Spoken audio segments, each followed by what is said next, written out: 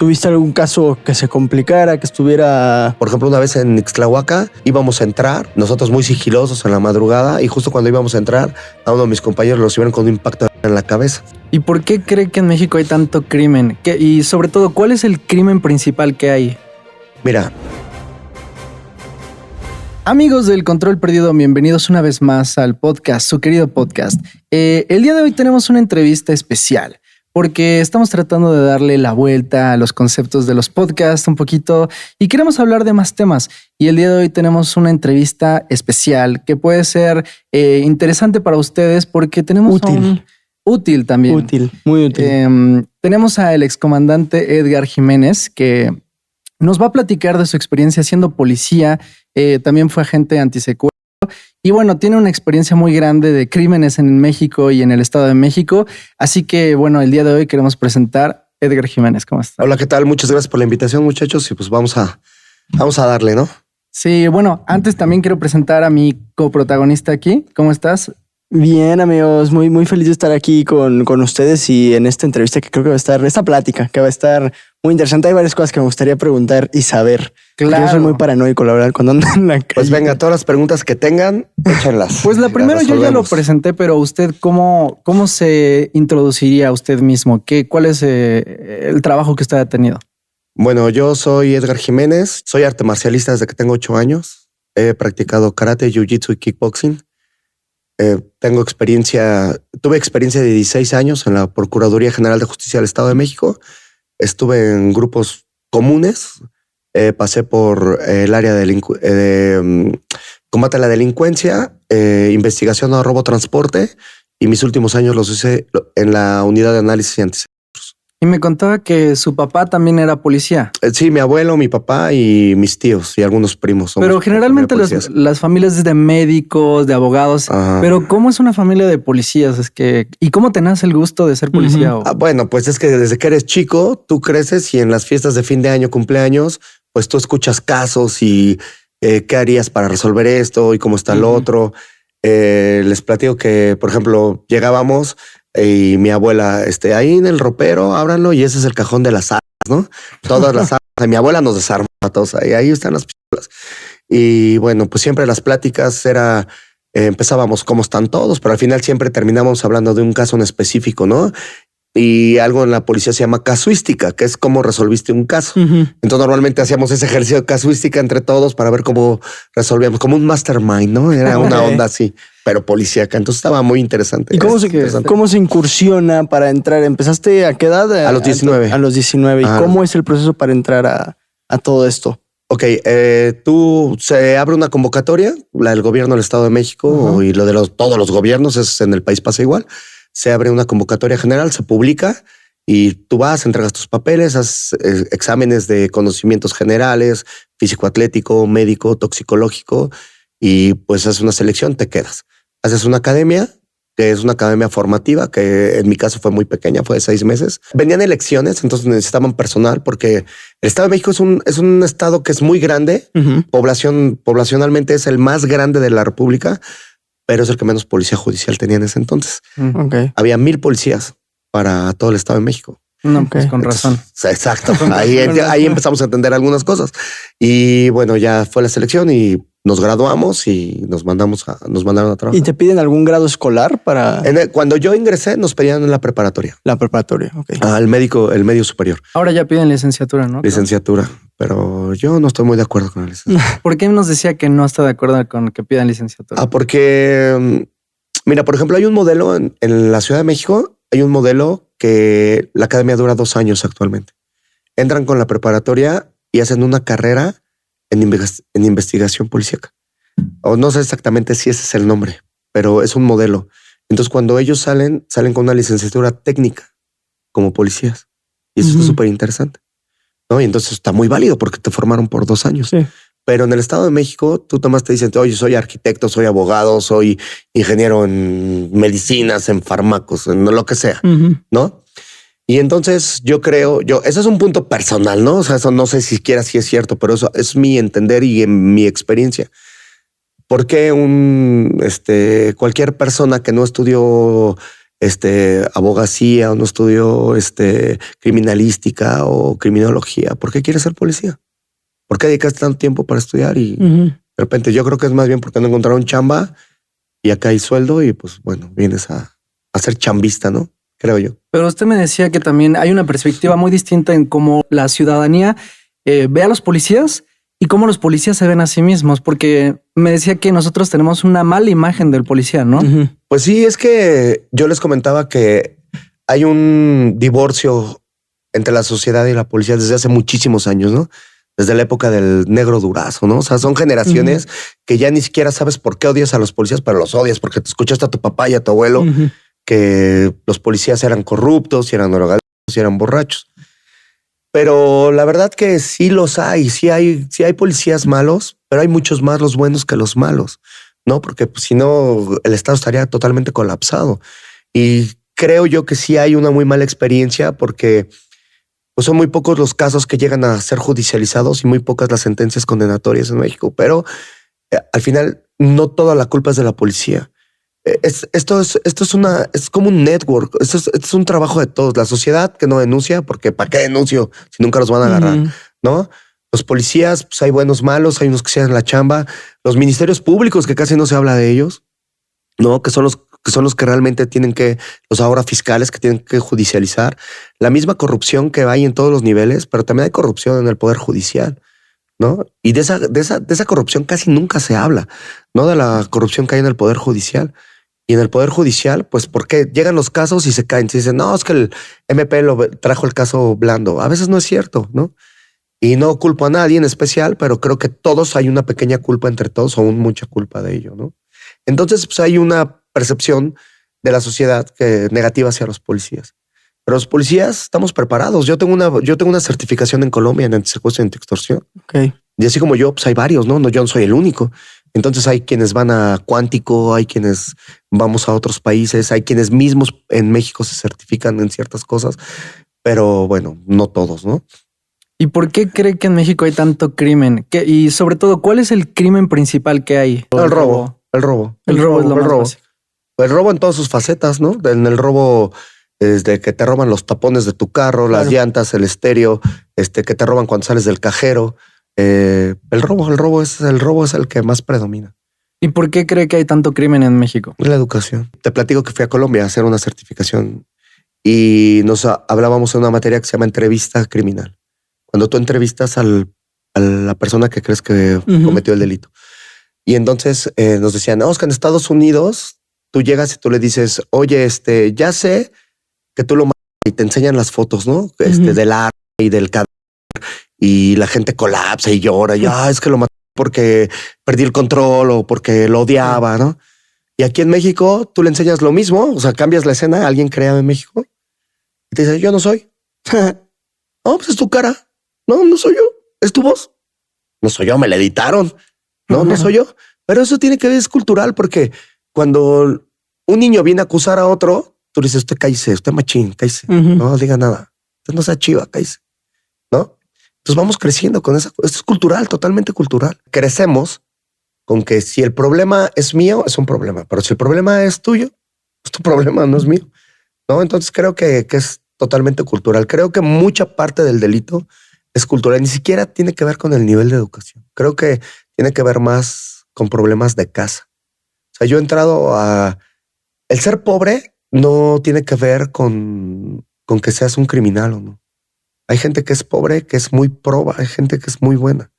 Tiene que ver cómo tú te vas formando, cómo te forman tus padres y cómo los formaron tus abuelos.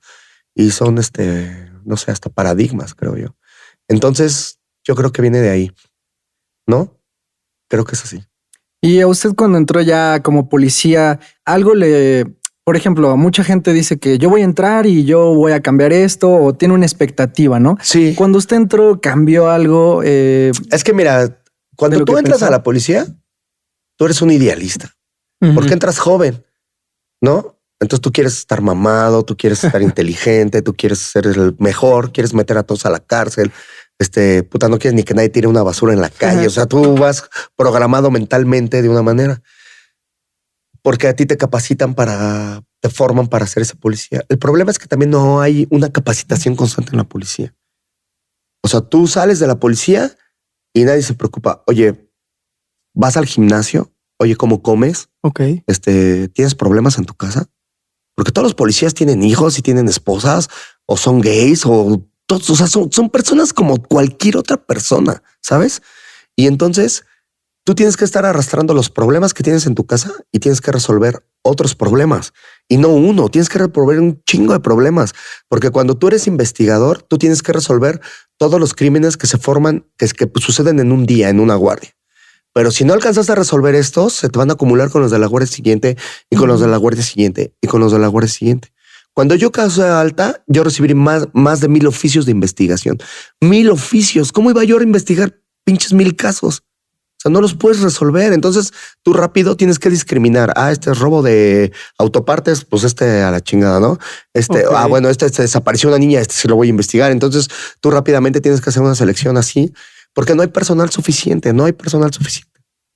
Y también me contaba que ahora que se retiró, es de los pocos que se retiran porque muchos pues no llegan al final. No. ¿Qué es lo que termina Mira, pasando en el proceso? Te platico que mi abuelo fue policía, ¿no? Entonces mi abuelo siempre nos decía, los policías siempre tenemos un pie en la cárcel y un pie en el panteón. Siempre, ¿no? Hay muchas probabilidades de que tú hagas algo equivocado y no que seas corrupto, y no que agarres y dejes a alguien ir por lana o que simplemente un error en el proceso. ¿Qué pasó con Florence Cassés? Ella no era inocente o no sabemos, ¿no? Porque a ella no se le juzgó por ser inocente o no. Su abogado se apegó al indebido proceso que fue la ilegalidad en la detención y por eso la liberaron. No, ese es un tema muy clarito, ¿no? El abogado nunca se trabajó en demostrar inocencia de Florence. Él se dedicó a demostrar ilegalidad en la detención de ella, que se la llevaron, la pasearon, la tuvieron, grabaron, etcétera, ¿no? Y entonces un policía es muy fácil que caiga en un error. Por eso te platicaba fuera de micrófonos que muchos policías estudiamos derecho ya que somos policías, ¿no? Ya que ves que necesitas tener mayor conocimiento legal, pues empieza a estudiar. Porque si no te vas a meter en un problema, en otro. Y entonces sí, pues eso es, yo la verdad, al paso de los años, pues sí tuve algunos problemas legales y decidí que ya era suficiente. Entonces yo alternativamente de la policía, yo practiqué artes marciales toda mi vida. Entonces yo sí, seguí practicando, nunca dejé de practicar. Mi hermano, desde que tiene 17 años, él es un año mayor que yo. Él tiene una escuela de artes marciales. Él siempre me decía, salta a la policía, ponte a tu academia, tú lo puedes hacer, eres bueno. Nosotros competimos en campeonatos mundiales, normalmente tenemos buenos lugares. Me dijo, güey, tienes todo, ¿qué chingados haces ahí? Te van a matar como mi papá. Mi papá lo mataron siendo policía. Ok. Entonces, pues siempre había una presión de la familia de deja eso. ¿Qué pasó con su padre? Que Mi papá iba llegando a su casa y lo venían siguiendo y cuando iba a descender su camioneta, pues lo ejecutó. Y ese es un problema que me comentaba que hay cuántos policías muertos por 10 policías al día. Al día. Al día en México y a veces más, pero normalmente se mantiene, el estándar son 10. ¿Y eso lo sabe la gente que entra a ser policía o es algo que se encuentra? No, yo me enteré como 10 años después que era policía. No, pues es que las estadísticas duras casi no se manejan, ¿no? O sea, yo eso lo supe porque un día andaba yo de chismoso en la página del INEGI y estaba yo perdiendo el tiempo porque yo doy cursos de defensa personal. Entonces siempre actualizo mis cursos, ¿no? Cuántas mujeres mueren al día, cómo está el índice delictivo a la zona que voy a dar mis cursos, ¿no? Si voy a Ecatepec, pues cómo está, o si a donde yo vaya, yo me meto al INEGI y empiezo a ver estadísticas. Y una vez estaba ahí bobeándole y encontré la cifra. 10 policías al día, ¿no? Entonces, está grave. ¿Y usted alguna vez sintió ese peligro ya inminente de decir, uy, si no me salgo de esto, sí voy a... No, la verdad es que no. Yo salí más por problemas legales, que teníamos unas denuncias y las estábamos arreglando. Y la verdad que el jurídico de las instituciones no te apoya. O sea, si tú te metes en una bronca porque le disparaste a alguien o porque pues, en el proceso pasó algo, siempre te dicen, ¿la patrulla está bien? ¿El arma está bien? Bueno, eso es lo que les preocupa, ¿no? Como jurídicos, reservar los bienes de la Procuraduría y a ti, que Dios te bendiga. ¿No? Nosotros tuvimos que contratar nuestra propia firma de abogados, ¿no? Entonces, pues problema. es un problemón porque pues gastas un buen de lana, ¿no? Lo que te ganaste en años y años y años de ser policía te lo gastas en un momento. Y hablando del día a día de ser policía, ¿cómo usted piensa que nosotros deberíamos de abordar una situación con un policía normal? De que te detienen y te dicen, oye, párate ahí. ¿Qué es lo que un ciudadano debería de hacer? Yo creo que lo que sí es importante registrar las placas del carro que te está, del carro que viene. Para empezar, pues hay que conocer un poco de derecho, ¿no? O sea, a ti, si cometiste un delito flagrante, o sea, si acabas de atropellar a alguien, chocaste,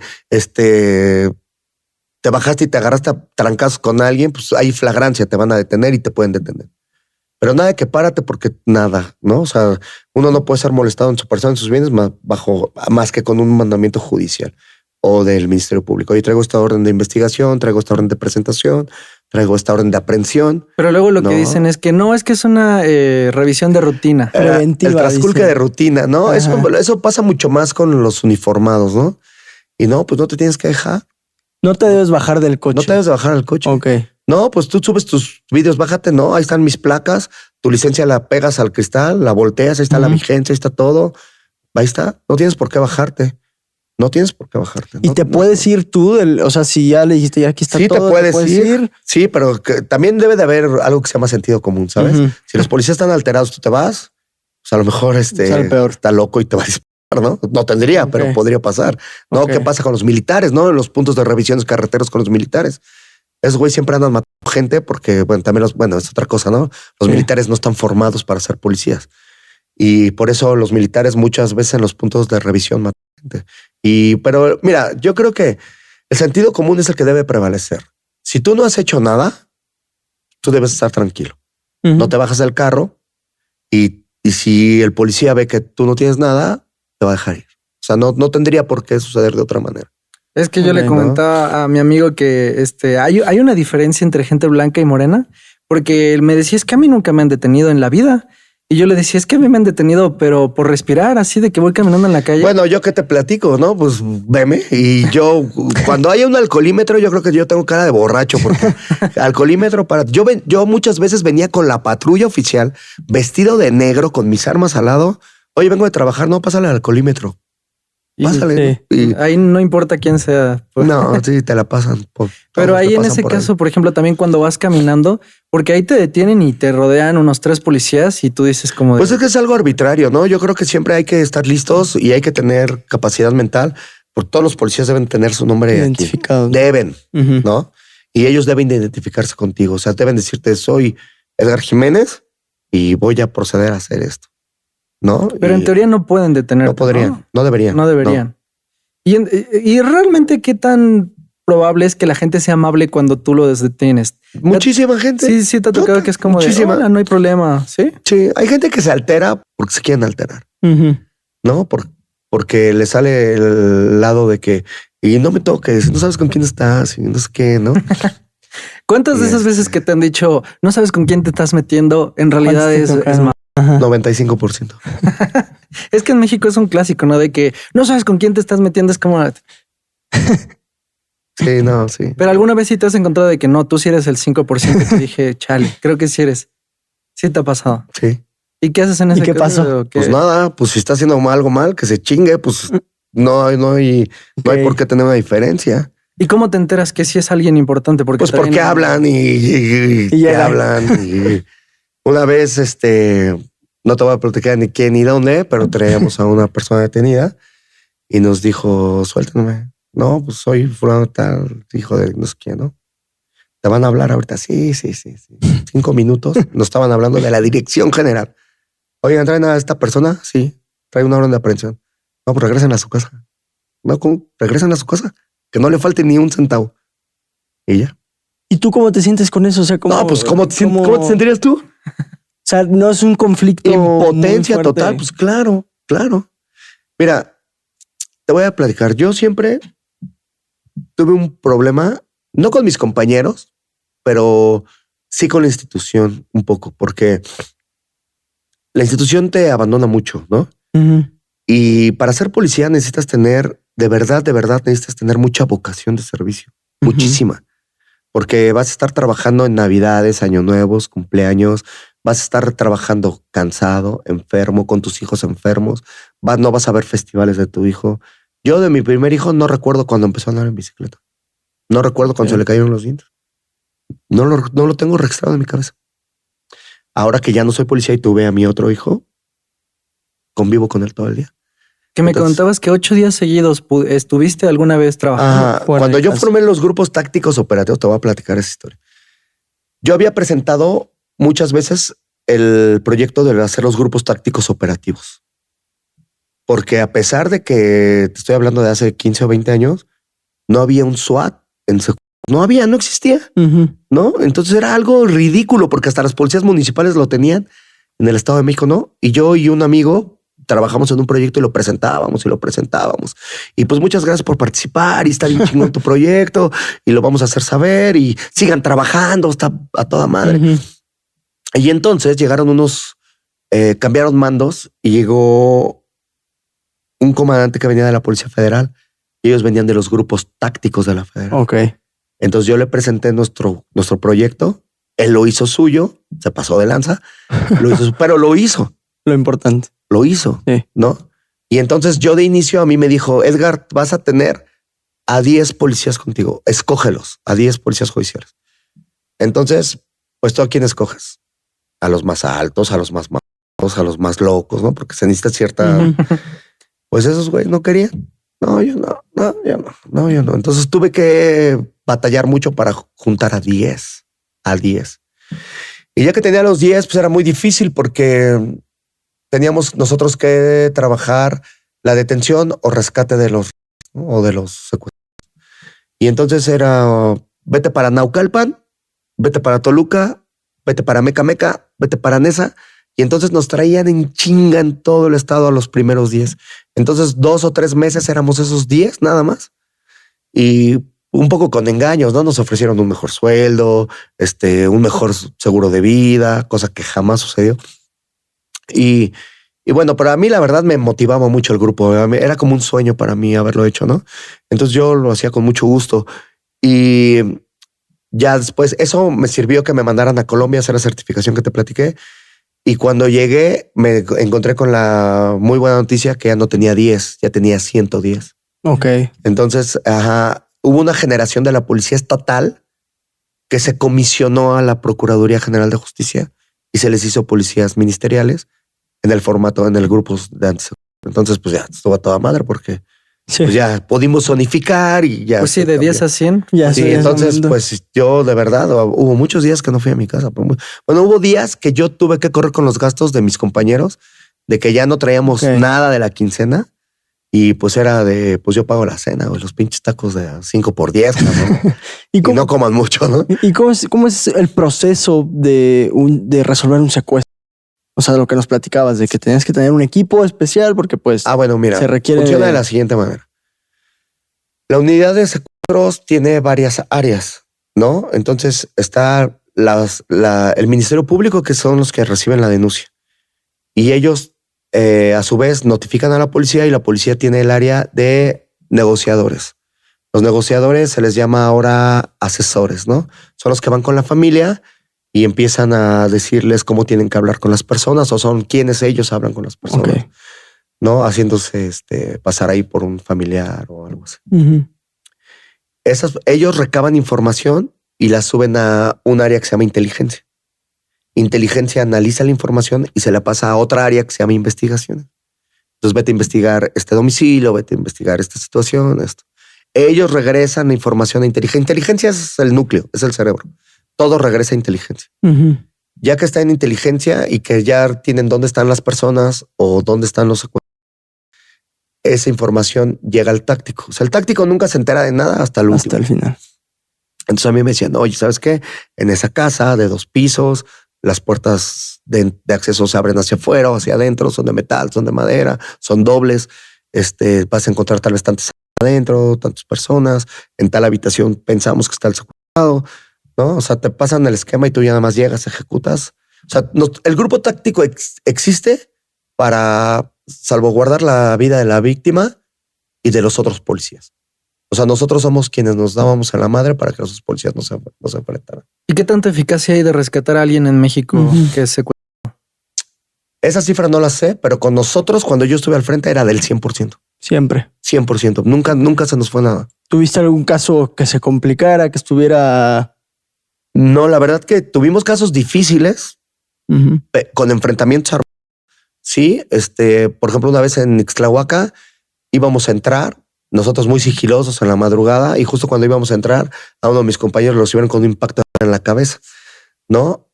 Gracias al equipo que traíamos, no fue muerto, ¿no? Traía su casco de Kevlar, pues sí, él cayó inconsciente, justo yo era el segundo para entrar, yo pensé que lo había... No, la verdad en ese momento pues él cae inconsciente, entramos, hacemos la detención y ya al final pues ya vimos que nuestro amigo nuestro compañero no estaba muerto. Y en relación al secuestro, siempre hay como tips para primero no ser secuestrado, ¿no? O sea, ¿cuáles son los tips para no ser secuestrado? El primer tip para que no seas secuestrado es que no seas mamón en tus redes sociales.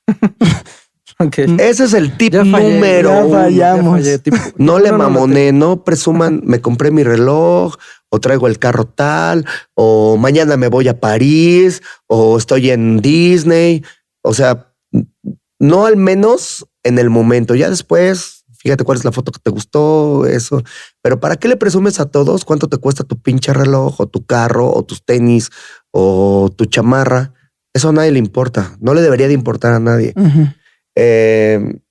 Eso es uno, esa es la parte más importante, ¿no? O sea, no exponerte, no darle información a alguien. O sea, alguien ni siquiera tiene que investigarte. Tú eres un libro abierto, tú le estás diciendo quién eres y qué es lo que tienes. Dos, el 90% de los levantones, de los secuestros, son 4 cuadras antes del destino de la víctima. O sea, antes de llegar a tu casa, antes de llegar a tu trabajo, antes de llegar a tu escuela, antes de llegar al doctor. ¿Ok? Entonces, esa parte, cuando tú vas a llegar, ese kilómetro antes de llegar a tu casa, tú debes estar pilísimas. Debes de tomar caminos diversos, ¿no? Debes de encontrar una ruta diferente. Y esto es bien difícil, porque si vamos 8 años al mismo lugar, es difícil, pero cámbialo. Yo me meto hasta en sentidos contrarios. Y en sentido, por ejemplo... Uno vale sabe madre, que prefiero pagar una multa. Persona de riesgo. O porque tú dices, güey, yo tengo un Chevy, ¿qué me van a hacer a mí? Te voy a platicar. Se acuerda un señor que vendía tamales. O los que le cobraron 5,000 pesos. Le cobraron 5,000 pesos. Es lo que un Secuestro Express, ¿no es? Y ahora, cuando ya te secuestran, ¿qué es lo que debes de hacer y qué es lo que no debes de hacer? Este tip es extremadamente importante. Primero hay que conservar la calma. Todo mundo hay que conservar la calma. La familia, si tú eres la víctima, tienes que estar tranquilos. Tú tienes que hacerle creer a ellos que ellos tienen el control, aunque no lo tengan. Ellos deben de entender y creer y saber que ellos tienen el control. Uno, porque si tú eres la víctima, que no te mueran o no te matan. Debes de ser muy cauteloso con las palabras que vas a utilizar con ellos, ¿no? Si tú te pones enojado, si tú te exaltas, o a veces ni siquiera estás enojado, tienes miedo y eso te hace responder de una manera violenta, pues te van a maltratar. Porque ellos, es una demostración de poder. Sí. ¿Sale? Aparte, una banda bien organizada no te va a maltratar porque tú eres la mercancía. Tú eres el objeto a negociar, ¿no? Entonces se escucha de la chingada, pero es la verdad. Sí, claro. ¿No? Y en cuanto a la familia, debemos de tener algo que se llama aceptación. O sea, debemos de entender inmediatamente desde el minuto 1 qué está sucediendo. O sea, que no, ay, no, Dios mío. Claro, primero hacer las investigaciones pertinentes, ¿no? A entender, porque pues hay muchos secuestros que son que, falsos, ya sabes, esa llamada que le están pegando a alguien. No, mamá, me tienen secuestrado y ya depositaste los 20, 30. Claro. No. Primero hay que tener algo que se llama prueba de vida. Sí. La prueba de vida es una fotografía tuya y algo que yo siempre les digo cuando yo tengo las asesorías antisecuestro, hay que tener una palabra clave. Una palabra, entre familiares. No sé, micrófono. Okay. ¿No? Si yo digo la palabra micrófono, todo está de la chingada. O sea, sí está sucediendo. No, oye, mamá, te quiero decir que ahí en mi cuarto en el micrófono, ¿no? Entonces ya sé que sí es él y que sí está. Okay. ¿No? O sea, eso es muy importante. Tener una palabra clave es importantísimo. Es base, es básico. Okay. ¿No? Y desgraciadamente en un segundo pues sí se va a tener que pagar dinero. O sea, sí se va a necesitar lana. Ahora, en secuestros, una negociación exitosa es cuando pagamos el 10% de la cantidad pretendida. O sea, si piden 1 millón, si pagamos 100,000, lo hicimos bien, ¿no? Pero eso es tarea del negociador, tarea de la familia. Y pues también a veces es lo que les platicaba, no blofees tus redes sociales porque la gente sabe. O sea, un secuestrador te va a decir, tienes 3 carros, tienes 2 casas, tienes un departamento en Tacuba que lo rentas, tienes tu casa en Acapulco, no sé, tienes 3 cuentas de banco, porque seguramente ya hicieron una labor de inteligencia ellos ya saben. Ahora ahí te va otra cifra bien fea. En el 90% de los casos de secuestro hay una persona inmiscuida en el núcleo central del secuestro.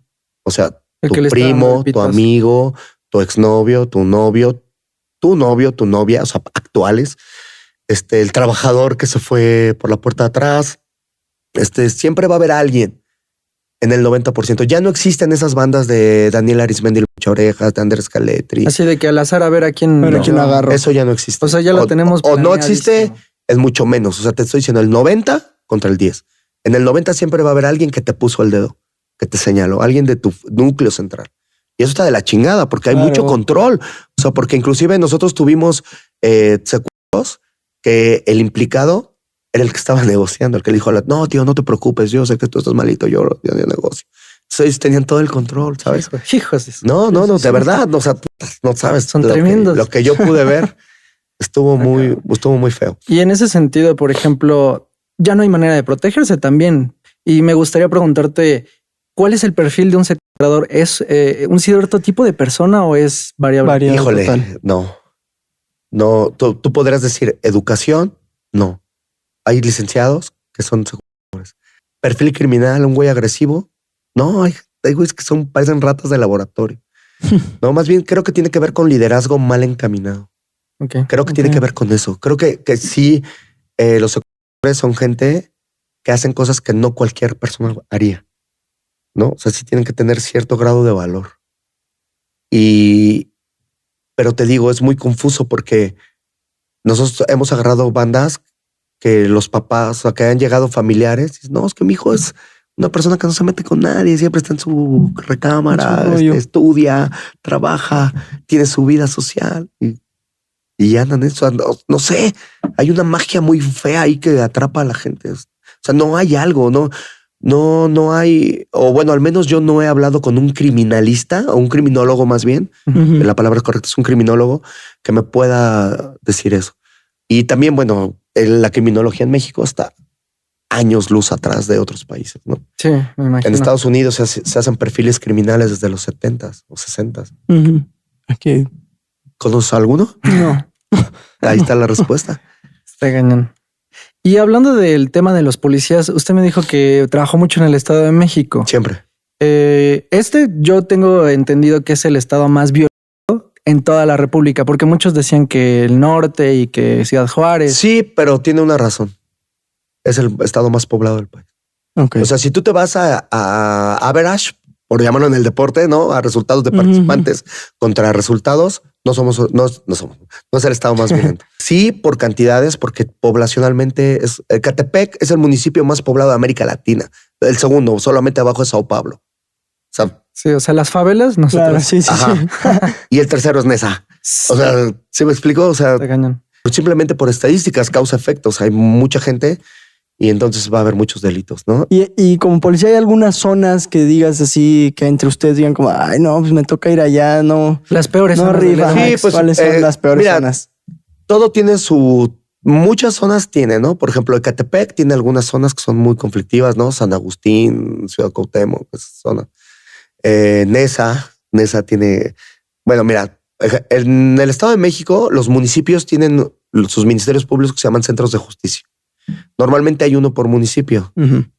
Ecatepec tiene Palacio, tiene San Agustín, tiene Ciudad Cuauhtémoc y hay otro que está pegado a la Gustavo Vaz. Tiene 4 centros de justicia. Eso te dice la problemática que hay, ¿no? Nesa tiene Nesa Palacio, Nesa La Perla, tiene Nesa su procuraduría y tiene La Bola, la que es campestre guadalupana. Tiene 4. ¿no? Cuando hay uno. Uno. Naucalpan hay uno. Cuautitlán Izcalli hay uno. Entonces, eso también te marca los niveles delictivos, ¿no? Y si eso es un mito o si es verdad esto que muchas veces dicen de en esa zona ni los policías entran, no entran los policías a esas sí, colonias. Pero eso sucedía, yo creo, más en los 80s, 90s. Ok.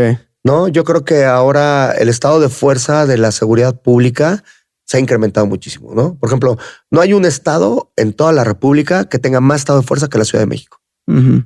En la Ciudad de México no sé, creo que son 100,000 por día. Okay. O sea, son muchísimos. De que llegan. No, claro, si no llegan es porque no quieren, pero hay el estado de fuerza suficiente, ¿no? Entonces, y eso es lo que vino a contrarrestar. Claro, Álvaro Obregón hace unos años era inaccesible, ¿no? En el Olivar y todas partes, no Tacubaya, ¿no? Con los yéndonos atrás con las bandas cuando estaban los panchitos y todo eso. Uh-huh. Pero eso ha ido cambiando. Y desgraciadamente sí pasa, por ejemplo, ahora en Michoacán, en Aguililla, pues es un municipio abandonado, ¿no? Pero eso lo tomó el narco. Ya no fue la delincuencia común, ¿no? Entonces hay que entender qué es la delincuencia común, qué es delincuencia organizada y qué es narcotráfico, ¿no? O sea, porque mucha gente dice que en la Ciudad de México no solo hay estas banditas, sino que realmente hay un cuerpo organizado de narcotráfico que está organizando todo lo que está ahí. Pero ¿qué tanto está ahí que no lo vemos o por qué no lo queremos ver? Te voy a dar una clave. El aeropuerto internacional de la Ciudad de México. No se pelean en la Ciudad de México porque todos necesitan bajar. Todos necesitan bajar ilegales. Todos necesitan, digo, no sé, no me consta, no tengo nada, no es algo legal, no que me digan, no, ese güey que lo compruebe. Pero pues es el mito, ¿no? Que no se pelean en la Ciudad de México por eso. Porque el aeropuerto de la Ciudad de México, no, ahí cae todo y de ahí se distribuye todo. No sé si es cierto, pero pues algo ha de ser. Es lo que dicen. Lo que se dice. Y hablando de crímenes casuales o no casuales, pero más terrenales de cierta manera, ¿qué es lo peor que le tocó ver en el Estado de México? Uy, pues no sé, 1000 cosas. Secuestros malogrados, ¿no? Casos de que secuestran a una persona y o por la quieren mutar y le meten anestesia y se les muere la anestesia y cosas así. Entonces, no sé, hay muchas, ¿sabes? La policía de investigación es muy amplia.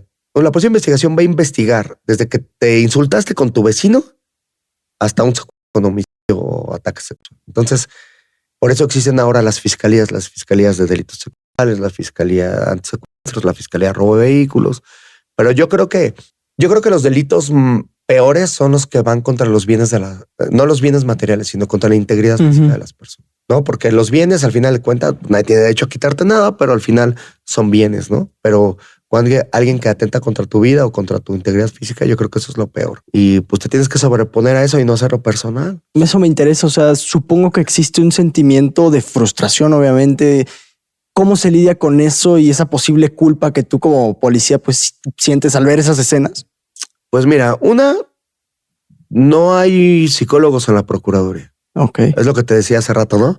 No hay quien te diga, oye, cabrón, ¿cómo estás hoy? Claro. Después de ver ese desmadre. ¿No? Sí. O sea, tuviste un enfrentamiento armado y ¿cómo estás, no? O sea, ¿cómo te sientes? No, o sea, no, eso no existe. Entonces, pues empieza el día a día con tu compañero de al lado, ¿no? Como échale huevos, cabrón. No pasa nada, ¿no? Y pues sí, hay muchos casos que primero te dan tristeza, te dan coraje, pero también aprendes a crear una barrera, creo yo, mental y psicológica, porque no puedes hacer tuyo cada problema. Te volverías loco si lo hicieras, ¿no? Claro. O sea, pero yo creo que cuando empiezas, no sé si a lo mejor... No, claro, cuando empiezas eres un ramillete de emociones. El primer caso que le tocó ver a alguien fallecido seguramente fue algo impactante. ¿Qué crees? Que el primer caso lo recuerdo perfectamente. Mi primer caso de homicidio, el que yo estaba en la guardia y avisaron, es que hay una persona herida en la banqueta. Fuimos ahí a Viveros del Valle en Tlalnepantla y había un chavo en la Universidad Tlalnepantla. Estaba fuera tirado. Le habían dado una puñalada, una en el corazón. Le entró por aquí y le atravesó el corazón y se murió. Y pues ya saben quién es, y un operativo, y le agarraron al chavo. El chavo que murió era el clásico gandalla, el bullying, el que le quitaba el dinero y las cosas. El chavito que lo mató con una navaja suiza, era un Boy Scout. Estaba haciendo una figurita de madera, llegó este güey a presionarlo, le dio un zape y él estiró la mano y lo mató. Y entonces... Arruinó su vida. Pero es irónico, ¿no? Que esa sea la primera vez que usted vio algo así. Sí. El segundo caso estuvo muy diferente. Fue de una mujer que la asesinaron, que ya estaba en estado de putrefacción. Okay. Entonces llaman a la oficina, llegan los bomberos, abren la puerta, huele horrible, entras, ves el cuerpo descompuesto, que ni siquiera sabes si es hombre o mujer, ¿no? Te lo llevas al centro de justicia, primero identificas el cadáver, quién es, ¿no? La primera investigación es quién es luego qué pasó y luego arrestar al criminal y pues sí, pero te vas acostumbrando a todo, a los olores, Claro. Bueno, hay veces que tienes que tirar tu ropa porque la ropa se impregna del olor a muerte, bueno, a putrefacción y pues no puedes ni llevarte a la casa, o sea, tienes que tirarla a la basura. Pero ya sabes, dices, voy a llevar mi ropa de Siempre hay que traer una muda en la cajuela, siempre. Ok. Eso lo aprendes. Y es cierto que te cambia totalmente la manera en que percibes el mundo una vez que sientes tan cerca la muerte. Sí. Para usted, ¿cómo cambió su vida o su manera de pensar? Pues mi manera de pensar simplemente es estar alerta, ¿no? Siempre estoy alerta. Siempre pienso un poquito mal, ¿no? Si veo a alguien mal encarado, pues lo veo más. Si veo que alguien está caminando, está muy cerca de mí, te digo, yo siempre cambio mis rutas, siempre cambio, siempre. De repente ando rápido en el periférico y me voy a más y de repente me cambio de carril y me siento, no, a ver quién me va siguiendo. O sea, y es algo... Pero ¿qué tanto es normal. paranoia y qué tanto sí puede ser cierto? Pues yo creo que es una mezcla rara de ambas cosas, ¿no? Porque, pues mira, tú cuando estás en secundaria mandas a la cárcel a gente que lo sentencian entre 40 y 70 años. Entonces alguien se va a vengar. Sí. ¿No? Mi papá murió siendo policía, ¿no? Entonces Claro. hay algo en nuestras vidas que mis mejores amigos han muerto siendo policía en acción. Tengo un poco de trastorno de sueño. Me cuesta mucho trabajo dormir, muchísimo trabajo dormir. Creo que eso es lo que me llevé el negativo, ¿no? Muchos días no puedo dormir. Y cuando duermo tengo muchos sobresaltos, ¿no? O sea, brinco, ¿no? Entonces ese es el clásico trastorno posguerra, ¿no? Que le llaman. Se le llama posguerra y también los policías lo sufren, ¿no? Es eso que sueñas que te estás disparando o que te están matando o que estás agarrando a alguien. Y muchas veces mi esposa, oye, ¿estás bien? Luego me levanto gritando, no, como de película, todo gacho. Y mi esposa, pues la verdad sí me dice, oye, es que te levantaste gritando. Pero bueno, creo que no me fue tan mal. ¿Y cómo le hizo para salirse? Porque bueno, me contaba que haz de cuenta que una vez nos denunciaron, ¿no? Una banda de secuestradores, los agarramos y nos denuncia alguien. Y nos denuncian por maltrato y tortura. Entonces empiezo a llevar el juicio y me suspenden. Y empiezo a llevar el juicio por fuera y gano. Y entonces me ofrecen reinstalarme a mi puesto, pero en eso yo ya había puesto mi academia de artes marciales. Ya dijiste eso. Y dije, por algo, o sea, algo pasó y algo yo tenía que estar aquí y ya no me regresé, pero tuve la visión de formar la empresa y pues sigo muy conectado con el medio. La verdad que capacito a muchas policías municipales y a los grupos tácticos de antisecuestros. Los capacito por abajo del agua y si me están viendo, pues, pero si escuchando, espero no echarlos de cabeza porque no les dan capacitación y a ellos yo los capacito gratis, a ellos no les cobro. Bien. Oye, y la vida nocturna aquí, porque en la Ciudad de México es muy pues famoso irte de antro y tal, ¿no? Ajá. ¿Cómo te cuidas en esos ambientes? Porque es diferente andar, como dices, regresando del trabajo, yendo a tu casa. Pues algo que yo recomendaría es tratar de no andar solo. O sea, siempre salir como acompañado, ¿no? Si tienes la necesidad de andar solo, que vas con el Uber o así, pues siempre compártelo y compártelo a 2 a 3 personas. Y desde que te vas a subir, sácale foto al carro y ese tipo de cosas. Y siempre avisa con quién vas a estar. Miren, a veces yo le digo esto en los cursos de defensa personal para mujeres, siempre. Sí, ¿no? Porque las mujeres cuando están pasando entre la etapa de la adolescencia a la adultez, pues siempre se van con el novio al hotel, ¿no? O a la casa de alguien a echar pasión, ¿no? Pero no le dicen a su mamá, oye mamá, me voy a ir al hotel, ¿no? Pues ahí estamos en paradigmas, pero eso es bien importante porque luego las mamás no saben dónde están las chavas, ¿no? Pues por ejemplo, con el caso de Devani, ¿no? Tan famoso que estuvo, que es un desmadre con lo de Devani, ¿no? Pero yo siempre les digo a las chavas, no te lo tienes que decir a tu mamá, a tu mejor amiga, a tu hermana, a tu prima. O sea, compártela. Hoy día WhatsApp puedes compartir hasta 24 horas tu ubicación. Compártelo, vi dónde está. Cada 2 horas te voy a hablar y te voy a decir la palabra clave, ¿no? Si te digo la palabra clave es que todo bien, ¿no? Entonces, o si te digo la palabra clave, cabrón, le hablas a la Guardia Nacional, me van a buscar. Y como a las mujeres, justamente esto que nos platicas de la capacitación que les das y todo esto de defensa personal, ¿qué les dices a las mujeres para cuidarse aquí en México en general? Pues les digo que México para vivir está de la chingada. Eso es lo primero que les digo. Si se pueden ir, váyanse. Pues no, porque definitivamente creo que es labor de todos mejorar el país. Claro.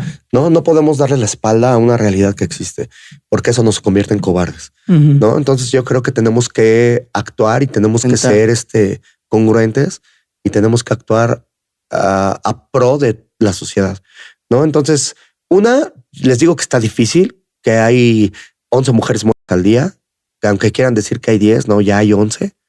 Yo tengo dando cursos desde hace más de 11 años y siempre 10, ahora ya es 11. Y lo malo es que hace 10 años eran 10 y no son 5 ni son 4, claro. Ahora son 11. Claro, la densidad poblacional ha crecido, pero debería de ir hacia abajo, no hacia arriba. Entonces, ser mujer en México está de la chinga. Y creo yo que también el movimiento feminista, no me quiero meter en eso, pero todo eso también le afecta, porque también mucho es malo y poco es malo. O sea, siempre debe de haber una balanza entre todo, ¿no? Entonces, las chavas deben de cuidarse, deben de aprender a cuidarse. Yo, la verdad, yo digo que las artes marciales se deberían de entrenar como materia obligatoria en las primarias, secundarias y preparatorias. O sea, todos deberíamos de saber jiu-jitsu y todos deberíamos de saber kickboxing a fuerza. Pero viene el paradigma. Si todos saben, entonces es como, tú también sabes, yo también sé, y que pues, o sea, todos ya pueden ser muy preparados, ¿no? Sí, pero entonces yo ya sé que tú sabes, ¿no? Y yo ya sé que me puedes madrear y que yo te puedo madrear. Entonces seguramente no lo voy a hacer. Ok. Es como los que tienen armas, ¿no? O sea, digo, por ejemplo, en Estados Unidos sí hay muchos problemas del loquito que se metió en las escuelas. Pero ¿por qué no hay tantos delitos de eso? Porque saben que estás armado. En Texas, ¿por qué casi no pasa? Usted propondría, en la calle con tu arma. Propondría que los mexicanos pudiéramos portar armas en la calle de manera legal. No estamos preparados. Somos muy imbéciles. Claro. Somos demasiado volátiles los mexicanos. Pues ve cuántos güeyes están en las esquinas mentándose a la madre. Imagínate a alguien con un arma. Claro, sí. O sea, tendría que haber, sí, pero con una estructura muy, muy bien preparada. O sea, a años. O sea, yo no diría que mañana, pero en una realidad óptima, todos deberíamos de andar armados. Todos. Ok. Eso es una declaración fuerte porque a lo mejor yo pensaría que si estamos mejor, necesitamos menos porque nos agredimos menos. Sí, ¿no? De acuerdo. Pero siempre va a querer, mira, echa la ley, echa la trampa. ¿No? Ese es un dicho en el medio. Siempre que va a haber una ley para algo, va a haber alguien que la va a querer. Claro. Porque siempre está el pasado de lanza que cree que merece más que todos los demás, ¿no? Entonces, si tú vives en una sociedad de bienestar y digo, no es la palabra de comercial, ¿no? Pero si estamos bien todos y si tú a su vez sabes artes marciales, tienes una preparación en seguridad personal y andas armado y yo sé que tú estás igual y que tú estás igual y que tú estás igual, pues no nos vamos a meter uno con nosotros. Digo, ese es mi razonamiento. A lo mejor yo estoy mal, ¿no? O sea, no digo que yo tengo la palabra de oro, pero yo lo razono así, ¿no? Por ejemplo, en los torneos de artes marciales, yo voy a un montón de torneos de artes marciales, ¿no?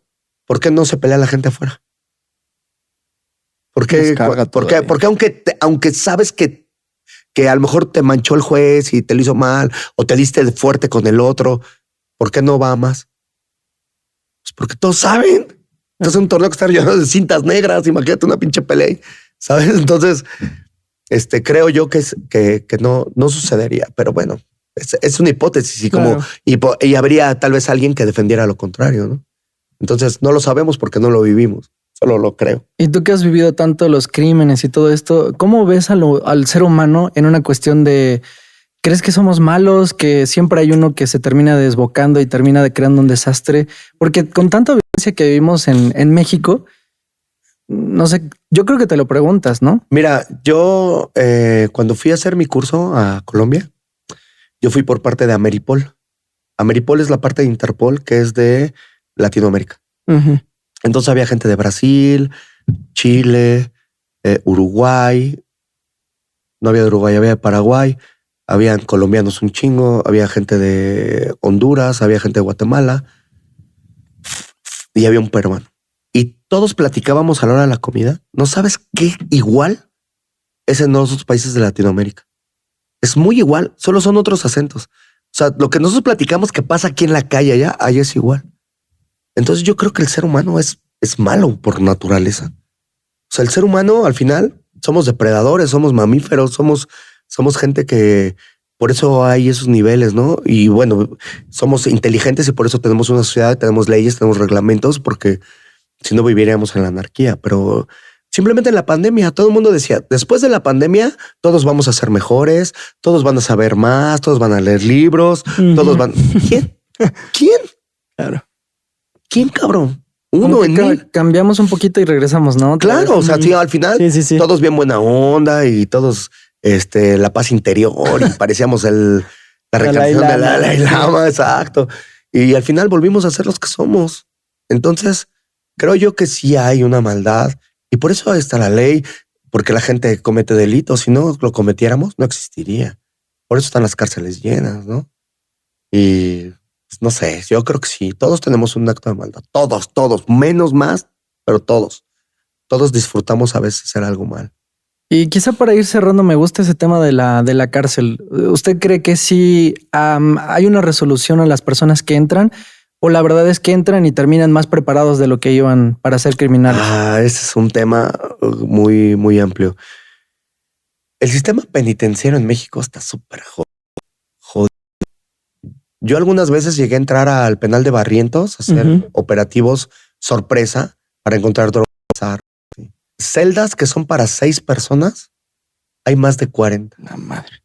40, cabrón. O sea, que se duermen como marranos, como perros uno arriba del otro. Y se cobran. O sea, el que duerme arriba paga cierta tarifa. El que duerme en medio paga cierta tarifa. El que duerme en el piso paga. Y hay gente que hasta se duerme como gusanos amarrados con camisas en las rejas. Se duermen como en capullos. ¿Cómo va a haber una reinserción social si simplemente tienes que seguir batallando adentro? Tienes que seguir pagando, te siguen extorsionando. Hay droga adentro. Hay tiendas adentro del penal. Tiendas, hay una tortillería, hay panadería, hay todo. ¿Y cómo se supone que lo vas a pagar, cabrón? Si no tienes nada, ¿no? Sí. ¿Por qué la mayoría de las llamadas extorsivas salen de adentro de los penales? Que no debe de haber un inhibidor de señal dentro de los penales. Entonces todo está de la chingada. El sistema penitenciario en México está jodido. ¿Y cómo se podrá resolver o tratar de resolverlo? Pues para empezar tienen que hacer más penales. Y tiene que, pues es que es muy complejo, ¿no? Nos tenemos que educar mejor, tenemos que ser mejores personas. Tiene que haber mejores juicios. El Ministerio Público debe trabajar mejor, el sistema judicial debe trabajar mejor. Las cárceles deben de dar otro nivel de vida, no que te premien, no que te chulen por entrar, pero debes de tener una reinserción social. ¿No? Porque ¿Por qué entra un güey a robarse un carro y sale y se va a secuestrar? Sí, claro. Pues porque las pláticas que están adentro y sabes, ser delincuente en México es hasta aspiracionista. O sea, es aspiracional, perdón. ¿No? ¿Por qué hay chavillos que quieren ser narcos? ¿Por qué hay chavitos que quieren estar ahí? ¿Por qué un cabrón pasa en la calle con narcocorridos? Nos debería de dar vergüenza. O sea, la gente puede hacerlo, pero o sea, la gente puede escribir narcocorridos, pero al final es producto. Uno lo consume. Si no lo consumiera nadie, no habría. ¿Crees que tenga que ver estos productos justamente que se hacen, por ejemplo, aquí que hablamos un poco de películas, de series, estas narcoseries que van a gloria? 100% es apología del delito. Si tú como persona sabes que vas a ganar cierta cantidad de dinero simplemente por echarle aguas a alguien, ¿no? Te van a dar 3,000 varos a la semana, nada más por parte aquí con un celular. Oye, ¿sabes qué? Ahí va, entró la policía, va un convoy. Y de repente, ahora, güey, tú vas a estar en el punto vendiendo y ganaste más. Y no tienes que estudiar, no tienes que trabajar. te puedes enviciar, puedes echar desmadre. Las mujeres van y se te dan, o sea, mujeres de barrio igual a su nivel de ellos, ¿no? Las famosas buchonas, ¿no? Ujú. Y de repente vas más arriba, oye, güey, vas a ir a más, güey, te vamos a dar otra lana. Entonces ya eres sicario, güey, ya. En la empresa, pues ya tienes un nivel arriba, ¿no? Y ahora tú ya no vas a ser sicario, güey, ahora tú eres el que vas a coordinar, o sea, ¿no? Y eso es totalmente aspiracional. Claro. Las armas, o sea, de verdad. O sea, yo estoy totalmente en contra, pero en contra de esa serie El Señor de los Cielos, del Chapo, de esas madres, ¿no? Tal vez la de Narcos, creo que esa está bien porque esa está del otro lado, esa va del lado de los policías y va la historia de cómo atraparon a los carteles y todo eso. Más informativo. No, ajá, pero del otro lado está de la chingada. O sea, y que haya gente que le meta lana para producir eso y que el actor que hizo El Señor de los Cielos digan, ay, es el actor del Señor de los Cielos. Claro. O sea, ¿saben? O sea, yo en mi familia he vivido decesos por la delincuencia organizada. Y a lo mejor la gente que no lo tiene, no lo entiende. Pero si eso no existiera, si no fuera tan aspiracional ser delincuente, pues yo creo que sí cambiaría la cosa. Creo que sí está muy mal. Yo a lo mejor, como siempre fui policía, tengo otra óptica, ¿no? Pero creo que no debería existir, ¿no? Está muy mal. Y tú dices que si volvieras a vivir, volverías a ser policía. Sí, claro, no. Lo extraño mucho ser policía. Extraño muchísimo ser policía. ¿Qué es lo que más extrañas de ser policía? Entrenar para las operaciones tácticas. O sea, el vestirte, ¿sabes? Cuando vas a ir a un operativo y te empiezas a vestir de negro y empiezas a poner tus botas y tu chaleco y te armas y te estás mentalizando para salir y ese operativo que va a durar de 10 segundos a un minuto y vas a entrar a una casa y vas a rescatar a alguien. Una vez rescaté a un chavo. Entramos en operativo allá por Valle de Chalco y encontré a un chavo adentro de una jaula de perro, de esas de veterinario. Ujú. El chavo le ponían una charola de perro para comer y él hacía el baño en la jaula, como perro. Yo lo saqué de la jaula. Un chavo como de 16 años. El chavo me vio así como tú me estás viendo a los ojos. No me dijo nada, no me dijo gracias, me lo dijo con los ojos. Nunca lo volví a ver. Jamás lo volví a ver. Pero esa mirada la recuerdo hasta el día de hoy. Y ese tipo de cosas son las que pagan es el trabajo, ¿sabes? O sea, no es ni que te den un bono, no es... O sea, sabes que te diste en la madre, que tuviste días sin dormir, que te enfrentaste a balazos. Pero esa mirada valió la pena. Y ya. Y a lo que sigue. Y vas al otro. Entonces yo, claro que extraño ser policía y claro que lo volvería a vivir y lo haría 1000 veces más. Pero no regresaría a ser policía. Ya lo viví, lo experimenté. Amo ser policía porque creo que una vez que lo eres, no lo dejas de ser. Okay. Lo amo, lo adoro. Capacito a mis policías y no les cobro. Creo que esa es la manera que yo ahora retribuyo la manera de lo que yo logré. Y pues no sé, lo seguiré haciendo, seguiré capacitando, seguiré en lo mío. Pero sí, la verdad, no regresaría a ser policía. Pues Edgar, muchísimas gracias por estar aquí. No, pues nada, gracias a ustedes por darnos esta oportunidad también de escucharnos de este lado, ¿no? Porque creo que no hay muchas oportunidades de esto. No, está muy interesante todo. Y también esto que hablas de las artes marciales, de tu escuela y todo eso, ¿en dónde es? Yo estoy en Desierto de los Leones 5051 en Tetelpan. Mi escuela se llama Zen Martial Arts. Enseñamos pre-karate, karate, kickboxing, jiu-jitsu. Y mi empresa se llama Steel Defense y damos pláticas, asesoramientos, anti-extorsión y damos cursos de defensa personal y seguridad personal. Damos a sus órdenes. Buenísimo. Gracias. Pues muchas gracias a todos los que escucharon aquí el programa. Suscríbanse, ya saben si les gusta el podcast y síganos en Spotify. Y nada, amigos, gracias por escucharnos esta semana y nos escuchamos en la próxima. Bye, bye. Bye.